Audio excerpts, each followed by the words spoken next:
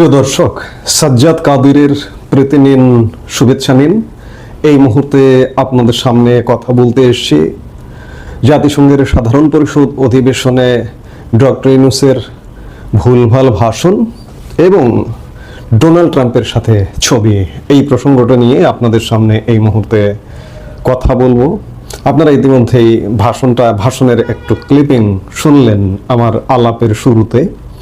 Doctor Yunus ভাষণে অনেক কথা বলেছেন, কিন্তু ডক্টর ইউনূস আসলে সুস্থ কিনা সেটা মনে হয় চেক করা দরকার। কারণ ডক্টর ইউনূস বলছেন যে পৃথিবীর প্রতি 10 জনের 3 জন বাংলাদেশে বসবাস করে।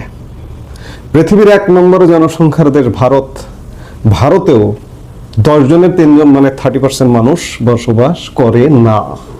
আর সেখানে বাংলাদেশ, ভারতে পৃথিবীর 17 থেকে 18%, ম্যাক্সিমাম 18% মানুষ এই মুহূর্তে বসবাস করে।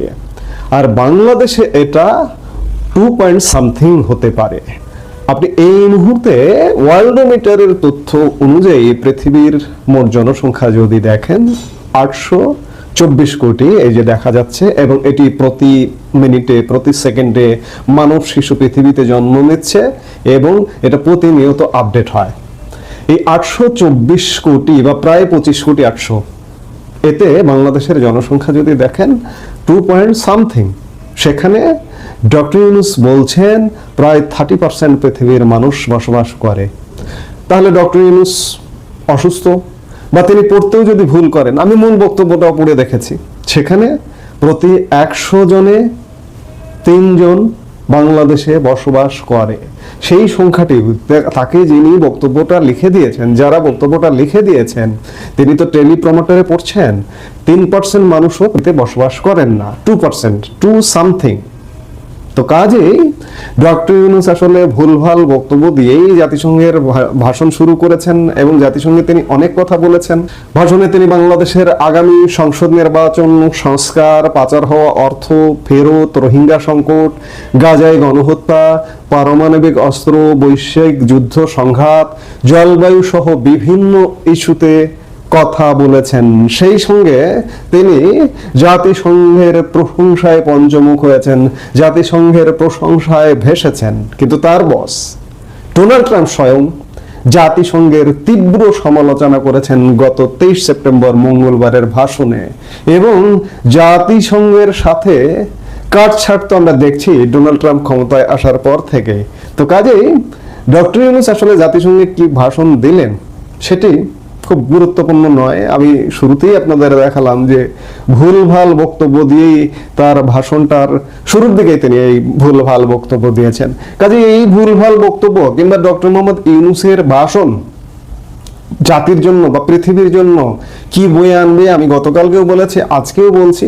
একই সাথে বলতে হয় যে গতকাল ডক্টর ইউনূসের ভাষণের দিনেই ইসরায়েলের প্রধানমন্ত্রী ভাষণ দিয়েছেন, এবং সেই নেতানিয়াহু ভাষণ দেবার প্রাক্কালে পৃথিবীর প্রায় শতাধিক দেশের কূটনীতিকরা জাতিসংঘ সভাকক্ষ ত্যাগ করেছেন, বয়কট করেছেন।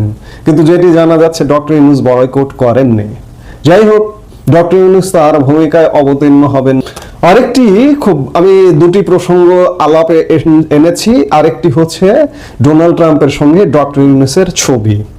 আজকে আপনারা ইতিমধ্যেই খেয়াল করেছেন যে ডক্টর ইউনূসের অফিসিয়াল সোশ্যাল মিডিয়া, ফেসবুক, টুইটারে ডোনাল্ড ট্রাম্পের সাথে কথিত একটি ছবি পোস্ট করা হয়েছে, এবং সেই ছবিতে বলা হয়েছে যে এই ছবিটি গত 23 সেপ্টেম্বর মঙ্গলবার ডোনাল্ড ট্রাম্পের যে সংবর্ধনা, সেই সংবর্ধনায় তোলা হয়েছে।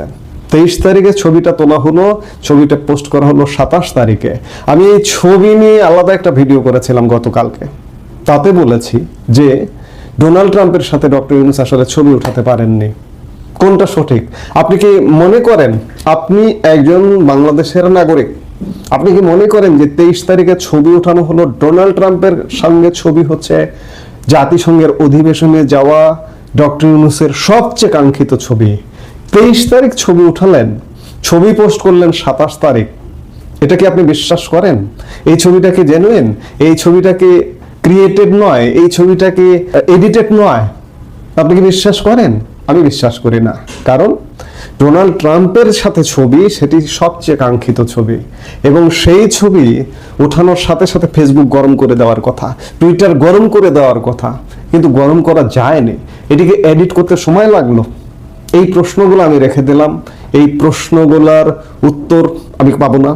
গত বছর অধিবেশনেরও অনেক প্রশ্নের উত্তর আজও পাইনি এবং কখনোই পাবো না, আজও পাবো না। বাংলাদেশের মানুষ আমরা খুব সহজ সরল মানুষ, আমরা সহজেই ভোজে যাই বলে একটা কথা আছে। আমরা আসলে ভোজে যাই। এই ভোজে যাওয়া আমাদের যতক্ষণে না বন্ধ হবে ততক্ষণে আমাদের মুক্তি নেই। আমি বারবার বলি যে ডক্টর ইউনূস নোবেল বিজয়ী, তার নামের আগে নোবেল বিজয়ী না লিখলে বা না বললে হয়তো পাপ হয়ে যেতে পারে। নোবেল বিজয়ী ডক্টর ইউনূস বাংলাদেশের মানুষ আপনাদের জন্য গত 1 বছরে কি করেছে? আপনারা প্রত্যাশা করেছিলেন যে ডক্টর ইউনূস যখন দায়িত্ব নেবেন, দায়িত্ব নিয়ে বাংলাদেশকে ভিন্ন উচ্চতায় নিয়ে যাবে। ডক্টর ইউনূসের আসলে পৃথিবীতে কোথাও কোনো গাল গল্প ছাড়া কোনো গ্রহণযোগ্যতা আছে গত 1 বছরে দেখেছেন? দেখেননি। কাজে বলবার কিছু নেই। জাতিসংঘের অধিবেশনে ডক্টর ইউনূস একটা ব্যর্থ ভাষণ দিয়েছেন এবং এই ভাষণের প্রভাব পৃথিবীতে কিছুই নেই, আমি বারবারই বলছি। এবং অবশেষে একটা ছবি আমরা প্রকাশ হতে দেখলাম ডোনাল্ড ট্রাম্পের সাথে, সেই ছবিটি নিয়েও প্রশ্ন রেখে দিলাম। এই মুহূর্তে এ পর্যন্তই। সবাই ভালো থাকুন, সুস্থ থাকুন।